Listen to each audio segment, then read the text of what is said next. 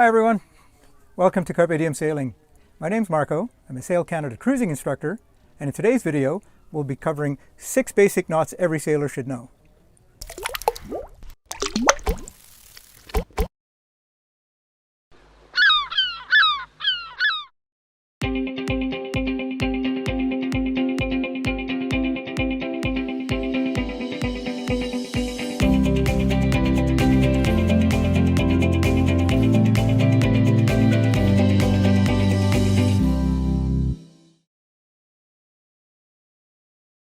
Welcome to episode 18, Basic Knots. For helpful show notes and checklists, please visit www.carpediemsailing.com/show notes. And now, let's get started. Knots are like tools, and just as it's important to use the right tool for a particular task, it's important to use the right knot for various jobs on a boat. We'll start with the figure 8 knot. The figure 8 knot is a stopper knot, most commonly used in the ends of halyards or sheets to prevent the line from running out through a block and up to the top of the mast. To tie the figure 8, lay the line out like this in a bight. So that's the bight right here. Then, holding on to the two ends, give the bight one complete twist. So there's a half twist, there's one full twist, and then you bring the end up through. Let's take a look at that one more time. Lay the line out in a bight, holding onto the two ends, one complete twist of the line, and then bring the end up through. An alternative way is to start by tying an overhand knot. So an overhand knot looks like that, but instead of coming up through the back like this, you come around the front, and there's your figure 8. We'll look at that one more time. So overhand knot around the front and through. So those are the two most common ways of tying a figure 8 knot. I've been tying the figure 8 for the sake of this demonstration with quite a short tail. Ideally, you should tie it with quite a bit of a longer tail, at least long enough to get two hands on it if you need to pull it back. The reef knot, or the square knot, is used to tie the ends of the same line or the same diameter line together. It is most commonly used on a sailboat to tie in the reef points after you've reefed your sail.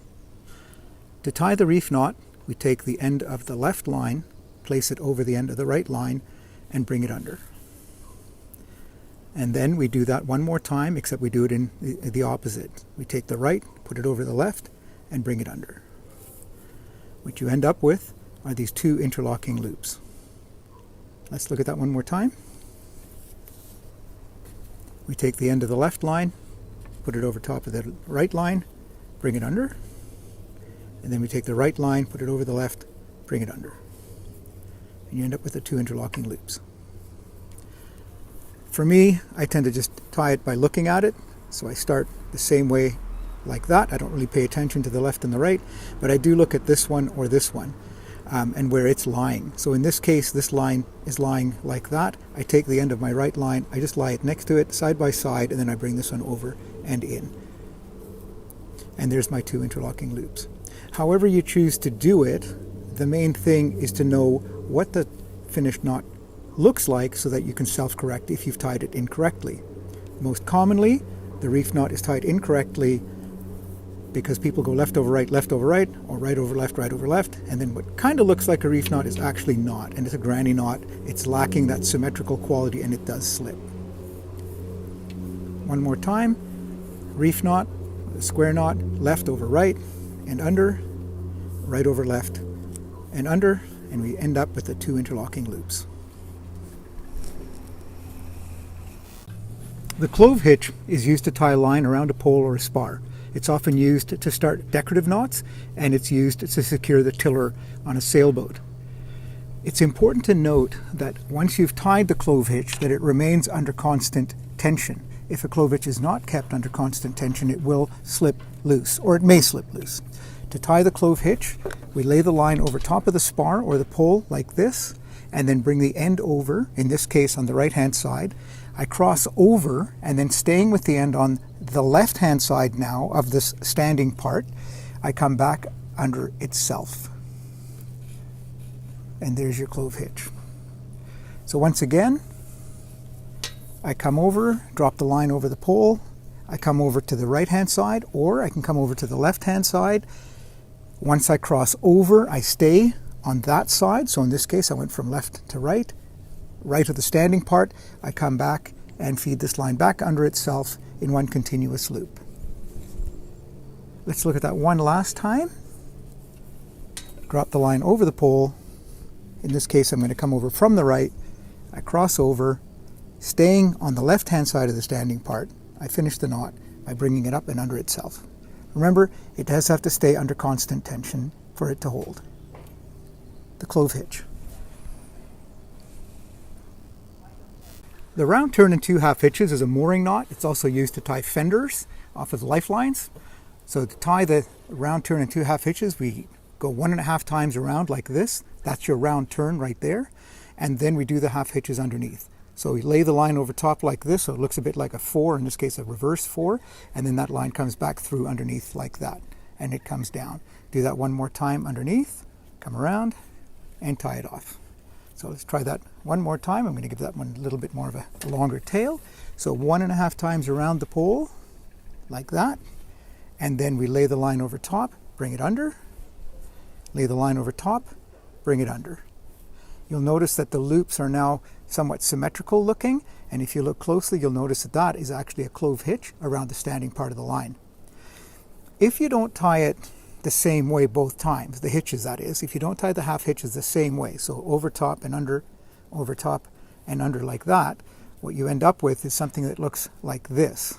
And you can see that that's not a clove hitch, and the lines are not actually locking together, or the loops are not locking together, the half hitches. They're kind of flipping apart from each other.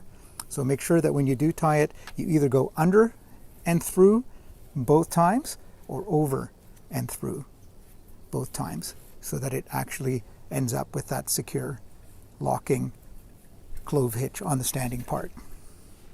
I'll do that one more time so you can see it more clearly. So over,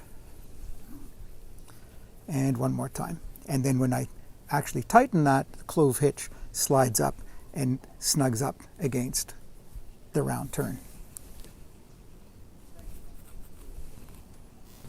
The sheet bend is used to tie 2 lines of different diameter together, like these 2 right here. The way to tie the sheet bend is you make a bite in the thicker line, and then you bring this end up through like that, and you lay it over top. That's your single sheet bend. I'll go through that again with some tips on how to do that. So bite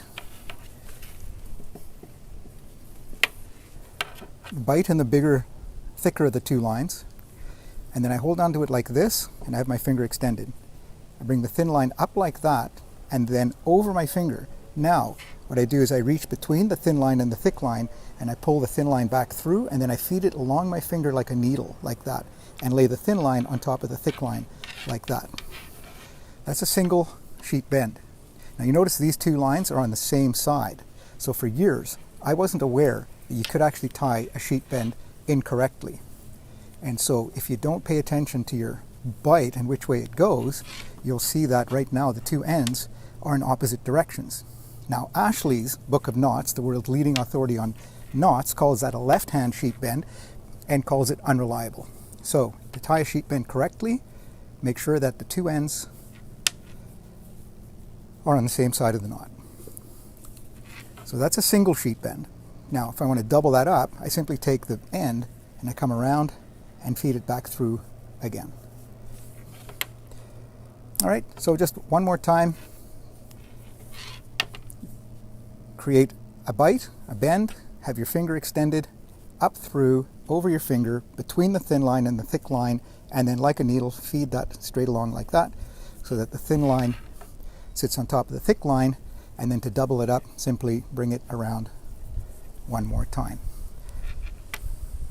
And I'll have a link to that Ashley's Book of Knots in the description below if anybody's interested. It's an amazing coffee table book. And finally, we have the bowline, arguably the most useful knot on a sailboat.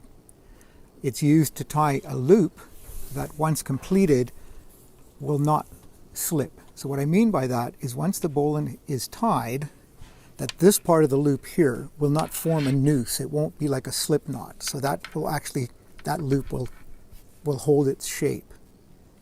It's most commonly used to tie the ends of the sheets into the clew of a sail. And traditionally, it's been taught by telling a little story. We have a hole, we have a tree right here, and we have a bunny. And the bunny sticks his head up out of the hole, runs around the tree, and back into the hole. The benefit of the bowline is that under reasonable tensions, no matter how hard you make this, how tight you make this, on a sailboat, it's easily untied. So if you were to take a round turn and 2.5 hitches and try to tie the sheets into the clew of a sail, you'd have a hard time untying it. So once more, the bunny goes up, through, and around, and back. So I'm going to go through those steps one more time, and then I'll show you a different way to tie it. So to create your tree, you make a counterclockwise overhand loop like that. Then I extend my finger and hold the standing part of the line up right there. So this is my hole, that's my tree, and that's my bunny. So the bunny comes up out of the hole, around the back of the tree, and back into the hole. And then you tighten it up. So again, the benefits are this loop here won't slip, and it's easily untied after it's been put under a load. Now, another method that is a bit, I find, more practical is what they call the 2-finger method. So for the 2-finger method, what I do is I hold the end of the line like this between my 2 fingers with my thumb holding it in place like that, if you can see that. And I'm going to come across and I cross it, and I'm going to hold the 2 lines, so the standing line and the standing part of the line and the end of the line like that. So you can see how I'm holding it like this. So what I do is I take that and then I just flip it over. And so I make a flip of the wrist, and what that does is it actually creates the little hole. So by flipping that up, I have this counterclockwise overhand loop right there. Okay, so it goes like that, flip it over, and now the line is ready to go around the tree and back into the hole. When tying the line around something, some people have trouble if they've learned the traditional method of the bunny and the tree in the hole. And so what happens is that what I recommend is that you make your hole first, take the end of the line, run it through the clew or whatever it is you're going to tie it through, and then carry on with your knot.